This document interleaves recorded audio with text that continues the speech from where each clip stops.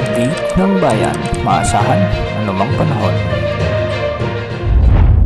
Magandang araw po sa ating lahat. Narito na ang pinakahuling update sa magiging lagay ng ating panahon sa araw na ito at sa mga susunod pang mga araw. Sa kasalukuyan, patuloy na nakakaapekto ang easterlies o ang mainit at mahalumigmig na hanging nagmumula sa karagatang Pasipiko at nakakaapekto ito ngayon sa malaking bahagi ng bansa. Dahil dito, makakaranas ang buong bansa kasama ng Metro Manila ng bahagyang maulap hanggang sa maulap na kalangitan na may mga pulupulong mga pag-ulan, pagkidlat, pagkulog, lalo na ngayong hapon at gabi. Bagamat karamihan sa mga pag-ulan ay panandalian lamang, posible pa rin ang biglang pagbaha o kaya na may paggunang lupa, lalo na kung may mga umiiral na severe thunderstorm. Sa mga oras nga na ito ay may mga makakapal na kaulapan sa maraming lugar sa Mindanao, sa ilang bahagi ng Northern Luzon at Eastern Visayas. Dulot pa rin ito ng mga pag-ulang dulot ng easterlies. Samantala bahagya namang humina ang tropical storm Hagupit habang patuloy na kumikilos ito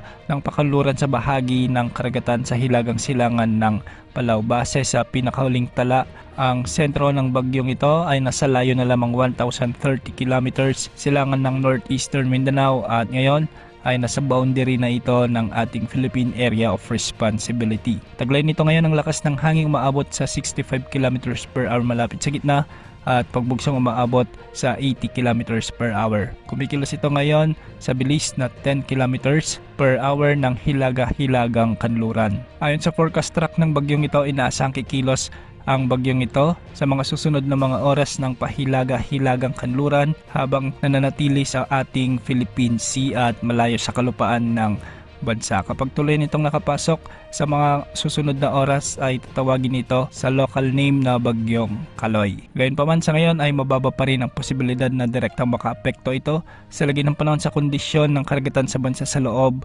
ng 48 oras. Base sa pagtataya ng Pag-asa, maaring mapanatili muna ng Bagyong Hagupit o ng Bagyong Kaloy ang kasalukuyang lakas nito sa loob ng susunod na 12 oras habang nasa Philippine Sea. Ngunit pagsapit bukas, May 10, posible itong magsimulang humina dahil sa hindi favorable na kondisyon ng karagatan. Inaasahan ding magiging tropical depression ito bukas bago tuluyang humina bilang LPA o low pressure area sa araw naman ng Lunes, May 11. Para naman sa lagay ng karagatan na nanatiling generally moderate ang kondisyon ng karamihan ng baybayin sa bansa, subalit pinapayuhan pa rin ang maliliit na sasakyang pandagat na maging maingat lalo na kung may mga thunderstorms sa mga karagatang kanilang pupuntahan. Sa mga susunod na araw ay patuloy na mararanasan ang mataas na temperatura o heat index kaya palaging uminom ng tubig at iwasan ang direktang pamimilad sa araw para makaiwas sa mga heat-related